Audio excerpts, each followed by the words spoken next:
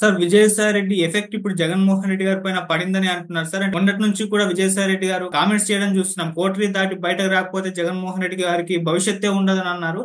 అయితే ఇప్పుడు దీని ప్రభావం జగన్మోహన్ రెడ్డి గారిపై చూపించి ఆయన కూడా కోటరీ దాటి బయటకు వద్దాం అన్న ఆలోచనలో ఉన్నట్టుగా తెలుస్తుంది. అంటే ప్రజా దర్బార్ నిర్వహిస్తారని, కార్యకర్తల్ని కలుస్తారని చెప్పేసి, ఉద్యమాలు చేస్తారని చెప్పేసి కూడా వార్తలు అయితే వినిపిస్తున్నాయి సార్.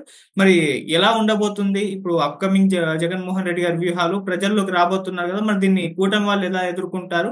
దీని ఇంపాక్ట్ జగన్మోహన్ రెడ్డి గారి పైన, ఆయన పార్టీ పైన ఏ విధంగా ఉండబోతుంది సార్? మీరేం చెప్తారు దీనికి సంబంధించి? జగన్మోహన్ రెడ్డిలో మార్పు మెల్లమెల్లగా వస్తుంది అని చెప్తున్నారు. ముఖ్యంగా విజయసాయి రెడ్డి మొన్న వచ్చి జగన్మోహన్ రెడ్డి చుట్టూ 2 రకాల కోటరీస్ ఉన్నాయి. ప్రథమ శ్రేణి కోటరీ, ద్వితీయ శ్రేణి కోటరీ. ద్వితీయ శ్రేణి కోటరీలో జగన్ చిక్కుకుపోయాడు. వాళ్ళ చెప్పుడు మాటలు వింటున్నాడు. అందువల్ల ప్రజల నాడి అతనికి అర్థం కావట్లేదు. ఇది గాని మారకపోతే జగన్ కష్టాలను ఎదుర్కొంటాడు. దీని నుంచి బయటకు వస్తే జగన్ ఖచ్చితంగా భవిష్యత్తు ఉంది అని విజయసాయి రెడ్డి ఓపెన్ గా చెప్పాడు. దాని మీద వైసీపీలో కొంతమంది నాయకులు విజయసాయి రెడ్డికి వ్యతిరేకంగా మాట్లాడారు, కానీ మేజర్ లీడర్స్ ఎవరు కూడా విజయసాయి రెడ్డికి యాంటీగా మాట్లాడలేదు. అంటే రోజా కావచ్చు, కొడాలి నాని కావచ్చు, అంబటి రాంబాబు, పేర్ని నాని, ఇలాంటి నాయకులు ఎవరు కూడా విజయసాయి రెడ్డిని అటాక్ చేస్తూ మాట్లాడలేదు. అంటే విజయసాయి రెడ్డి చెప్పిన దాంట్లో వాస్తవం అయితే ఉందని వైసీపీ క్యాడర్ కానీ, వైసీపీలో ఉండే చాలా మంది నాయకులు కానీ నమ్ముతున్నారు. ఎందుకంటే వాళ్ళు అనుకునే విషయాన్నే విజయసాయి రెడ్డి బయట పెట్టాడు. జగన్ కి కోటరీ ఉందనేది అందరికీ తెలుసు. నిజానికి అన్ని పార్టీలలో రాజకీయ నాయకుల చుట్టూ కోటరీలు ఉంటాయి. ఇప్పుడు లోకేష్ చుట్టూ కోటరీ లేదా, పవన్ కళ్యాణ్కి లేదా, చంద్రబాబుకి లేదా, ఇక్కడ రేవంత్ రెడ్డికి లేదా, అందరికి ఉంటాయి కోటరీలు. కాకపోతే ఆ కోటరీ అవసరం ఉంటుంది. ఇప్పుడు పాజిటివ్ కోటరీ, నెగిటివ్ కోటరీ అని 2 రకాలుగా మనం చూడొచ్చు. కోటరీ అంటే సన్నిహితంగా నాయకుడి చుట్టూ ఉండే ఒక బృందం. వాళ్ళు పొలిటికల్ లీడర్స్ ఉంటారు, కొంతమంది బ్యూరోక్రాట్స్ ఉంటారు. వీళ్ళిద్దరు కలిసి ఆ నాయకుడి చుట్టూ ఒక రక్షణ వలయం లాగా పనిచేస్తుంటారు. నా పార్టీలో ఉండే ఇతర నాయకులకి లేదా ప్రజలకి నాయకుడి మధ్య అనుసంధానకర్తల్లాగా లైజనింగ్ పర్సన్స్ అంటారు. అట్లాంటి లైజనింగ్ పర్సన్స్ ఉండడం అవసరం. వివిధ రంగాలకు సంబంధించిన ఎక్స్పర్టైజ్ ఉన్న వాళ్ళు ఉండడం ద్వారా ఇతనికి కరెక్ట్ గా గైడెన్స్ ఇవ్వగలుగుతారు, సలహాలు ఇవ్వగలుగుతారు, డేటా అందజేస్తారు. వివిధ సర్వేలు కండక్ట్ చేసి ప్రజల నాడు ఎలా ఉంది, తాము అధికారంలో ఉంటే తాము ప్రవేశపెట్టిన పథకాల రెస్పాన్స్ ఎలా ఉంది, ఎలాంటి అసంతృప్తులు ఉంది, దాన్ని ఎలా మనం మేనేజ్ చేయాలి, ఇవన్నీ తెలియజేస్తారు. ఇది positive aspect of coterie. Negative aspect of coterie ఏంటంటే కింది స్థాయి నాయకులు డైరెక్ట్ గా అధినాయకుడిని కలవడానికి వీళ్ళు అడ్డుపడుతుంటారు.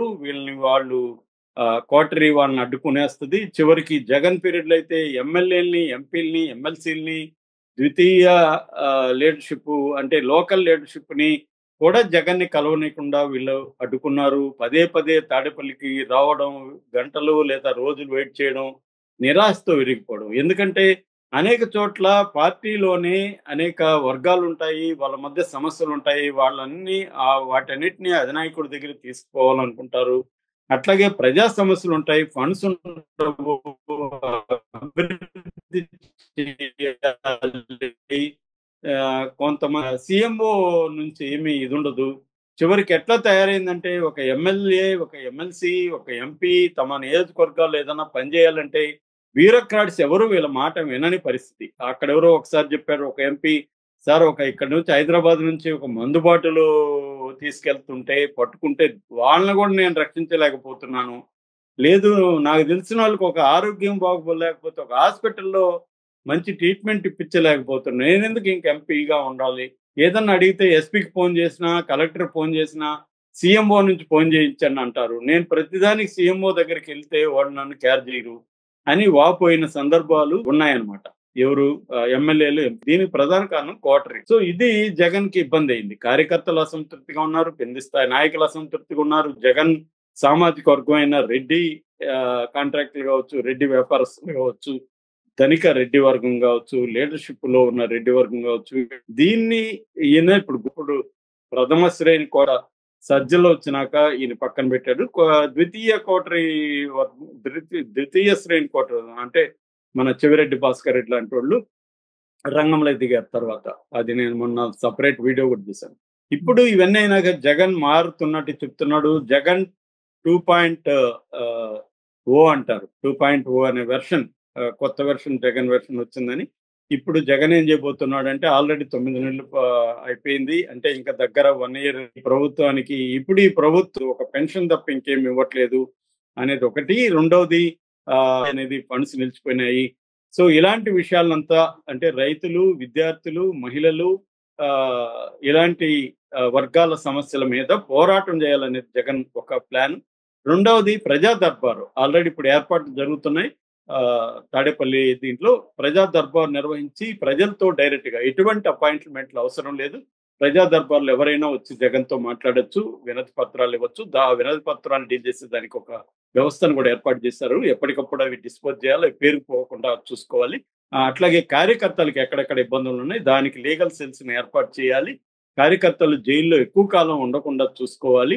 వాళ్ళకి, వాళ్ళ ఫ్యామిలీస్ కి ఆర్థికంగా ఏమన్నా ఇబ్బందులు ఉంటే వాటిని అడ్రస్ చేయాలి.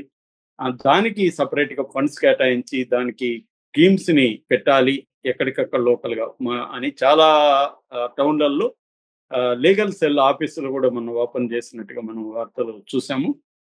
ఇది ఒకటి. రెండవది జగన్ ప్రజల్లోకి నిరంతరం వెళ్లే విధంగా ప్లాన్ చేసుకోవాలి. ఆల్రెడీ బాపట్ల టూర్ ఉంది. సో అలాగా జగన్ నిరంతరం ఇప్పటివరకు ఏంటంటే ఒక పులివెందల్లో మాత్రమే ప్రజా దర్బారు చూస్తున్నాడు. అట్లా కాకుండా సెంట్రల్ గా తన తాడేపల్లి కేంద్ర కార్యాలయంలో ప్రజా దర్బార్ నిర్వహించి ప్రజలతో డైరెక్ట్ గా మాట్లాడడం, కార్యకర్తలతో డైరెక్ట్ మాట్లాడడం ఇది చేస్తున్నాడు. అంటే నేను ప్రజల్లో ఉంటాను, కార్యకర్తలకు అందుబాటులో ఉంటాను, కోటర్ అనేది మీకు అడ్డు కాదు, కోటర్ అనేది ఉండదు, నేను ప్రజలు మన మధ్య ఏ అడ్డు కూడా ఉండదు అనేది తెలియజేయడం కోసం జగన్ ప్లాన్ చేస్తున్నట్టుగా చెప్తున్నాడు. ఇది అవసరం కూడా వైసీపీకి. వైసీపీ ముందు నుంచి కూడా కేడర్ ని గట్టిగా నిర్మించుకోలేదు. పార్టీ నిర్మాణాలు కింది స్థాయిలో నిర్మాణాలు తెలుగుదేశంతో పోలిస్తే చాలా బలహీనంగా ఉన్నాయి అనేది జగన్ గ్రహించినాడు అనేది చెప్తున్నారు. ఒకప్పుడు వైఎస్ఆర్ లాగా కూడా వాళ్ళ నాన్న నుంచి నేర్చుకుని ప్రతి నియోజకవర్గంలో కొంతమందిని విస్తృతంగా, అంటే ఈ తక్కువ కోటరేని కాకుండా ప్రతి నియోజకవర్గంలో లీడర్షిప్ ని గుర్తించి వాళ్ళని యాక్టివేట్ చేసుకొని వాళ్ళ సమస్యలు ఏమన్నా ఉంటే జగన్ అడ్రస్ చేసి వాళ్ళని యాక్టివేట్ చేసుకోవడం ద్వారా అంటే నిర్మించాలి. ఎప్పుడైనా కూడా కేంద్ర నాయకత్వం, తర్వాత నియోజకవర్గాల నాయకత్వం, ఎంపీ నియోజకవర్గాలు, ఎమ్మెల్యే నియోజకవర్గాల నాయకత్వం, జిల్లా నాయకత్వం, అట్లా రూరల్ గ్రామ స్థాయిలో వరకు ఈ పార్టీ నిర్మాణాలను పటిష్టం చేసుకోవడం, వాళ్ళ సమస్యలను అడ్రస్ చేయడం, ఎవరైనా మళ్ళీ బయటికి వెళ్ళి వస్తుంటే వాళ్ళని లోపలికి తీసుకోవడానికి ఒక మెకానిజం ఏర్పాటు చేయడం, ఇవన్నీ కూడా చేయడం ఒకటి. రెండవది కాంగ్రెస్ ని ఖాళీ చేయించడం, కాంగ్రెస్ పార్టీలో ఉండే అసంతృప్తి ఉన్న నాయకులంతా కూడా ఇటు తీసుకురావడం, ఇవన్నీ ఇవాళ జగన్ ప్లాన్డ్ గా ముందుకెళ్తున్నట్టు మనకు కనబడుతుంది. ఇది కానీ జరిగితే మాత్రం ఖచ్చితంగా మళ్ళీ వైసీపీ మీద నమ్మకాలు ఏర్పడతాయి. ఎందుకంటే వైసీపీకి ఆల్రెడీ